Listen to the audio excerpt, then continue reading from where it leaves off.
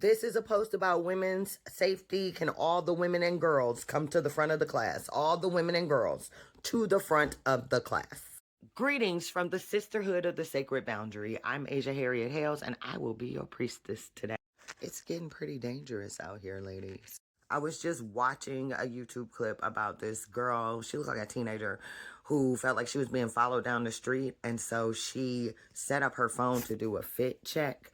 And when she did the fit check, the person that was following her turned around and left. I looked in the comments and I realized what a common experience this is and how many women are responding to it the same way, the wrong way. Now, don't get me wrong. Do what you need to do to get out of the situation. I'm not saying that what the girl did was wrong. I'm saying that it was according to our trained roles. I really wish y'all understood how much America is programming us to be the way we are naturally. But that's a subject for another video. The subject of this video is a framework that will save your life. Spectacle, aggression, volume, and emotionality.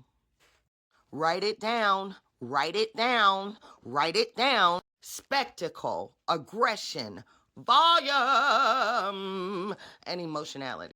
These are things that men are conditioned to avoid. Being a spectacle means drawing attention to yourself, like maybe wearing a spiked crown everywhere you go in public, and if that's your thing. But if that's not your thing, that's cool. There are plenty of other ways to be a spectacle. Crazy ass eyelashes, super duper makeup on point, temporary hair color, like all of them. Just make your hair rainbow. When you are a spectacle, it is aggressive man repellent. So keep that in mind. Also, a lot of predators tend to look for low-hanging fruit. So they prey on people that nobody cares about and no one will miss or notice. But if I were to go missing, my people would come looking for me like, hey, did you see that black girl with the huge spiked crown on? Yeah, somebody saw me. You know somebody saw me. Everybody saw me. There's safety and spectacle. I want to get into aggression, volume, and emotionality, but this video is so long, so I'm going to do another part, come back. This series is about women's safety. Can all the women and girls come to the front of the room? This is part 2. Go watch the first part. I'll be here. You done? Okay, so we talked about how there's safety in spectacle. Next, we're going to talk about how there's safety in aggression. When I say aggression, I'm not talking baddies behavior. I'm talking directness, which is something that most women are trained not to be. Particularly white women, y'all are the queens of passive aggression. But because of the way men are conditioned, a soft no doesn't sound like no to them. It sounds like try harder. For example, a man will be like, hey, you got a man? And you'll be like, yes. And then what's the very next question? You happy? It's not their nature. It's not their nature. It's just their nurture. But we can use that nurture to our advantage. Everybody doesn't roll the same way. So I'm going to give you 4 aggressive responses to the question, you got a man? Option A, I call this the stanzy. I did have a boyfriend, but then I ate him.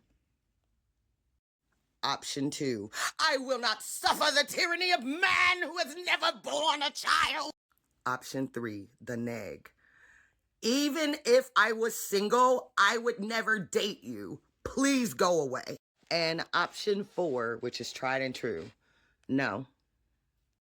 You ain't got a man? No. I mean, I'm trying to figure out if I can get to, no. I'm saying we could just be no, no, no, no, no. When you continue to put your hand in front of your face like that, what you're saying is you do not have access to me. No. Volume is the same way men are trained to avoid loud women. Men are trained to feel shamed and embarrassed when women start speaking more loudly. So if you're interacting with somebody and he can't take a hint, get louder. You're in my space. Oh, I wasn't trying to be all up on you. I get it, but I'd like you out of my space. Why are you being so loud? Because you're in my space. This does 2 things. That milkshake is bringing all the bystanders to the yard. There's safety in that.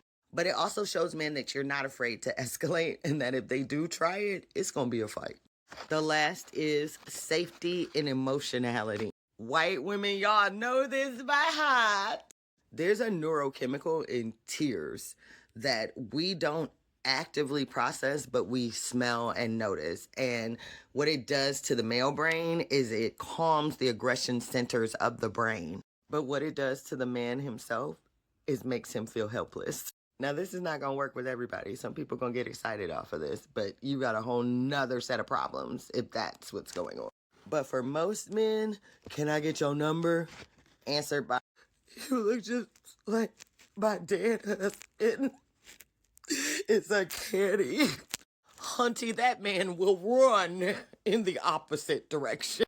Other emotions that men don't want to deal with are anger, moodiness, and weirdly enough, exuberance.